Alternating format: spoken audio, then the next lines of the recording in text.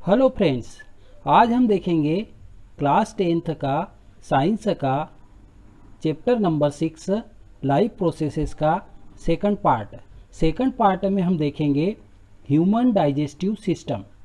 अब हम देखें ह्यूमन डाइजेस्टिव सिस्टम में दो मेजर पार्ट होते हैं। एक होता है एलिमेंट्री कैनाल और दूसरा होता है एसोसिएटेड ग्लैंड्स। एलिमेंट्री कैनाल की अगर बात करें तो एलिमेंट्री कैनाल जो है वो 6 मेजर पार्ट से बनी होती है। 6 मेजर पार्ट, इसमें सबसे स्टार्टिंग वाला पार्ट एलिमेंट्री कैनाल में, जैसा आपको डायग्राम में भी दिखाई दे रहा है, माउथ से स्टार्ट होती है एलिमेंट्री कैनाल। माउथ के अंदर जो स्पेस पाया जाता है वो कहलाता है बक्कल कैविटी। तो सेकंड पार्ट है एलिमेंट्री कैनाल का बक्कल कैविटी। बक्कल कैविटी के बाद आपको डायग्राम में बक्कल कैविटी से लगा के आगे एक लंबी लॉन्ग ट्यूब दिखाई दे रही है। ये लॉन्ग ट्यूब जो है वो है ईसोफेगस। तो तीसरा पार्ट है एलिमेंट्री कैनाल का ईसोफेगस। ईसोफेगस के बाद ईसोफेगस जो है वो माउथ से स्टार्ट हो रही है और आगे जाके एक पाउच लाइक स्ट्रक्चर पर एंड हो रही है। ये पाउच लाइक स्ट्रक्चर जो है, जैसा आपको डायग्राम में दिखाई दे रहा है, ये लंबी जो ट्यूब है ये है ईसोफेगस, और ईसोफेगस जहाँ पे जुड़ रही है पाउच लाइक स्ट्रक्चर में वो कहलाता है स्टमक। तो स्टमक चौथा पार्ट हुआ एलिमेंट्री कैनाल का, और फिफ्थ पार्ट जो है वो है स्मॉल इंटेस्टाइन। स्टमक के आगे आपको लॉन्ग हाईली क्वाइल्ड ट्यूब दिखाई दे रही है। ये जो लॉन्ग हाईली क्वाइल्ड ट्यूब है ये है स्मॉल इंटेस्टाइन। स्मॉल इंटेस्टाइन ये हाईली क्वाइल्ड ट्यूब जो स्टमक से स्टार्ट हो रही है और आगे जाके एक बड़ी ट्यूब से कनेक्ट है लार्ज इंटेस्टाइन से। स्मॉल इंटेस्टाइन के बाद 6 जो पार्ट है, लास्ट वाला पार्ट है एलिमेंट्री कैनाल का, वो है लार्ज इंटेस्टाइन।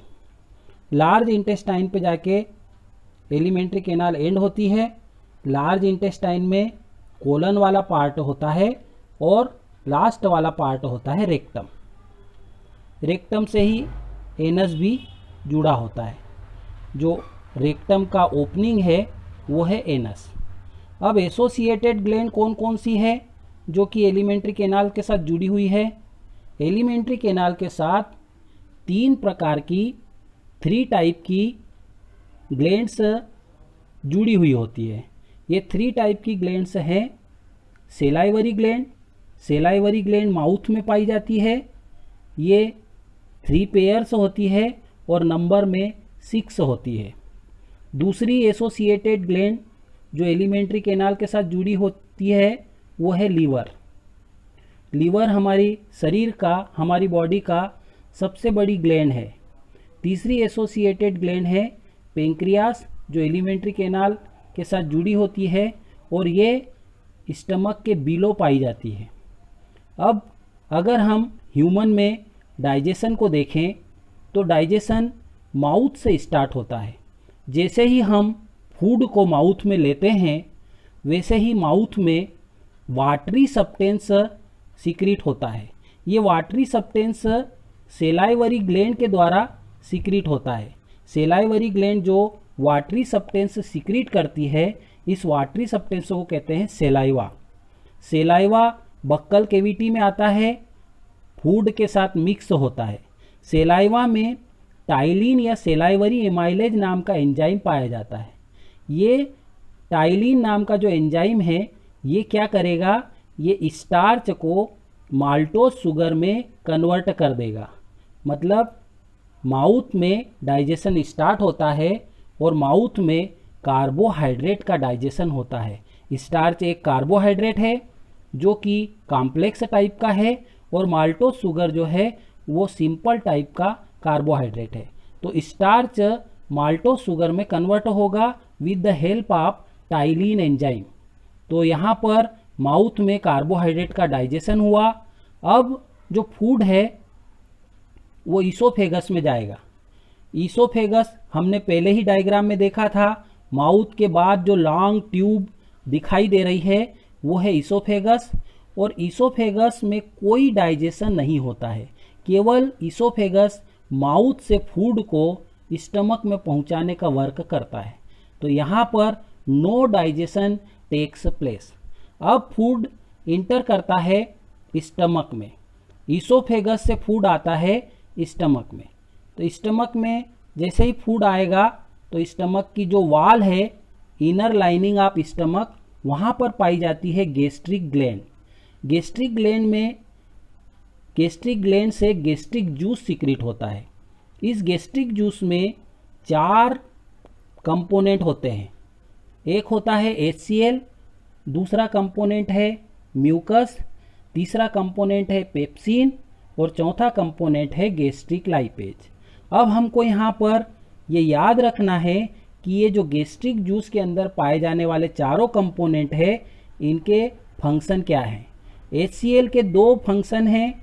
HCl जो है वो स्टमक के मीडियम को एसिडिक करता है, और दूसरा फंक्शन HCl का है, HCl फूड के साथ आए हुए हार्मफुल बैक्टीरिया को मार देता है।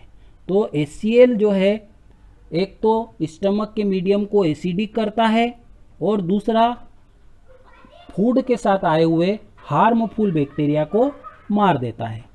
अब ये एसिडिक मीडियम का क्या बेनिफिट है। एसिडिक मीडियम होगा तभी पेप्सिन जो है वो प्रोटीन का डाइजेशन कर पाएगा। तो पेप्सिन का फंक्शन क्या है, पेप्सिन एसिडिक मीडियम में प्रोटीन को पेप्टोन्स में बदलता है। तीसरा जो कंपोनेंट है जो गैस्ट्रिक जूस में पाया जाता है वो है म्यूकस। म्यूकस क्या करेगा, म्यूकस स्टमक की जो इनर लाइनिंग है उसको HCl से प्रोटेक्ट करता है। और चौथा कंपोनेंट जो गैस्ट्रिक जूस में पाया जाता है वो है गैस्ट्रिक लाइपेज। गैस्ट्रिक लाइपेज जो है वो फैट का पार्शियली डाइजेशन करता है, फैट का थोड़ी मात्रा में डाइजेशन करता है। अब फूड इंटर करता है स्मॉल इंटेस्टाइन में। स्मॉल इंटेस्टाइन जैसे मैंने स्टार्टिंग में आप लोगों को बताया था कि स्टमक से जुड़ी हुई एक लॉन्ग हाईली कॉइल्ड ट्यूब होती है जो कि 6.75 मीटर अप्रॉक्सीमेटली लॉन्ग होती है। इसको कहेंगे स्मॉल इंटेस्टाइन। स्मॉल इंटेस्टाइन को 3 पार्ट में डिवाइड किया गया है। जो स्टमक से जुड़ा हुआ पार्ट है उसको कहेंगे डिओडिनम। स्मॉल इंटेस्टाइन का जो मिडिल पार्ट है उसको कहेंगे जेजुनम। और स्मॉल इंटेस्टाइन का जो डिस्टल एंड है जो लार्ज इंटेस्टाइन के साथ कनेक्ट है उसको कहेंगे इलियम। ये small intestine 6.75 metre approximately long होती है और इसकी वॉल में, स्मॉल इंटेस्टाइन की वॉल में फिंगर लाइक प्रोजेक्शन पाए जाते हैं। इन फिंगर लाइक प्रोजेक्शन को विलाई कहते हैं। ये विलाई क्या करेंगे, विलाई का बेनिफिट ये है कि विलाई स्मॉल इंटेस्टाइन के सरफेस एरिया को बढ़ा देगा। अब जब इनर लाइनिंग का सरफेस एरिया बढ़ जाएगा स्मॉल इंटेस्टाइन का, तो फिर स्मॉल इंटेस्टाइन जो है वो अधिक मात्रा में, मोर अमाउंट में डाइजेस्टेड फूड को एब्जॉर्व कर पाएगी। कुल मिला के हम ये कह सकते हैं कि स्मॉल इंटेस्टाइन का एब्जॉर्प्टिव कैपेसिटी जो है वो बढ़ जाएगी। तो ज़्यादा से ज़्यादा यहाँ पर डाइजेस्टेड फूड का एब्जॉर्प्शन हो सके, इसके लिए विलाई पाए जाते हैं। अब हम देखें स्मॉल इंटेस्टाइन से 2 एसोसिएटेड ग्लैंड जुड़ी हुई है, एक है लीवर और एक है पेंक्रियास। लीवर जो है वो एक सिक्रीशन सिक्रीट करता है जिसको कहते हैं बाइल। बाइल जो है वो लीवर से सिक्रीट होने वाला सिक्रीशन है और ये सिक्रीशन स्मॉल इंटेस्टाइन में जाता है। बाइल के क्या फंक्शन है, बाइल क्या करता है, 2 मेजर फंक्शन करता है। पहला फंक्शन है बाइल स्मॉल इंटेस्टाइन के मीडियम को एल्केलाइन करता है, और दूसरा बाइल क्या करता है, फैट का डाइजेशन करता है। फैट को क्या करेगा, जो फैट मॉलिक्यूल है उसको बाइल ग्लोब्यूल्स में बदल देता है। तो इस प्रोसेस को जब बाइल फैट मॉलिक्यूल को ग्लोब्यूल्स में बदलता है, इस प्रोसेस को कहते हैं इमल्सिफिकेशन। अलग से भी क्वेश्चन आता है कि व्हाट इज इमल्सिफिकेशन। तो इमल्सिफिकेशन में हम केवल ये लाइन वहाँ पर दे सकते हैं कि when bile break down the fat molecule into small globules, this process known as emulsification. तो बाइल ने दो फंक्शन किए, स्मॉल इंटेस्टाइन के मीडियम को अल्कलाइन किया, और दूसरा फंक्शन है बाइल का कि बाइल ने जो फैट मॉलिक्यूल है उसको ग्लोब्यूल्स में कन्वर्ट कर दिया। अब यहाँ पर जैसे हम देख रहे हैं, दूसरा जो ग्लैंड है, दूसरी ग्लैंड वो है पेंक्रियास। पेंक्रियास अपना सिक्रीशन स्मॉल इंटेस्टाइन में भेजेगी। पेंक्रियास से जो सिक्रीशन सिक्रीट होता है उसको कहते हैं पेंक्रियाटिक जूस। पेंक्रियाटिक जूस में 3 एंजाइम होते हैं। एक होता है ट्रिप्सिन, दूसरा होता है पेंक्रियाटिक लाइपेस, तीसरा होता है पेंक्रियाटिक एमाइलेस। ट्रिप्सिन क्या करेगा, अल्कलाइन मीडियम में प्रोटीन का डाइजेशन करेगा। दूसरा पेंक्रियाटिक लाइपेस, पेंक्रियाटिक लाइपेस क्या करेगा, फैट का डाइजेशन करेगा। और तीसरा जो एंजाइम है पेंक्रियाटिक एमाइलेस, वो कार्बोहाइड्रेट का डाइजेशन करेगा। अब जो है फूड इंटर करता है आगे वाले पार्ट में, स्मॉल इंटेस्टाइन का आगे वाला पार्ट। स्मॉल इंटेस्टाइन की वाल से इंटेस्टाइनल जूस सिक्रीट होता है।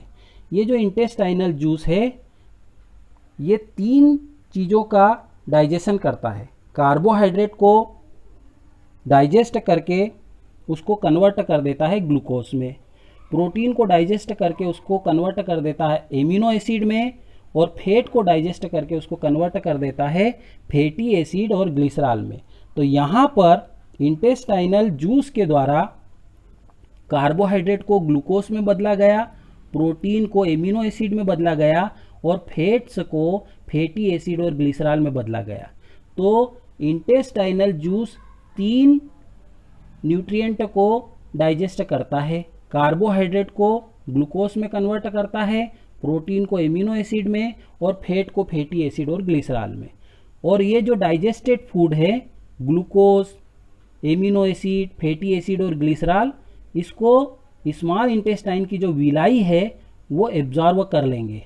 अब जो अनडाइजेस्टेड फूड है, डाइजेस्टेड फूड तो बॉडी में चले गया, अब जो अनडाइजेस्टेड फूड है, अनडाइजेस्टेड फूड चले जाएगा लार्ज इंटेस्टाइन में। लार्ज इंटेस्टाइन में डाइजेशन नहीं होता है, डाइजेशन माउथ से स्टार्ट होता है और स्मॉल इंटेस्टाइन में कंप्लीट होता है। लार्ज इंटेस्टाइन में क्या होता है, लार्ज इंटेस्टाइन में जो अनडाइजेस्टेड फूड आया है, उस अनडाइजेस्टेड फूड में जो एक्सेसिव वाटर है, एक्सेसिव वाटर मतलब एक्स्ट्रा वाटर, जो एक्सेसिव वाटर है उसको लार्ज इंटेस्टाइन की वाल एब्जॉर्व कर लेगी, और फिर जो बचा हुआ अनडाइजेस्टेड फूड है वो इंटर करेगा कोलन में, फिर रेक्टम में, और फिर क्या होगा, एनस के थ्रू बॉडी से रिमूव कर दिया जाएगा। तो इस तरीके से यहाँ पर ह्यूमन डाइजेस्टिव सिस्टम का जो पार्ट था वो एंड हुआ। और अगर आपको हमारा ये पार्ट अच्छा लगा हो तो हमारे चैनल को सब्सक्राइब करें, लाइक करें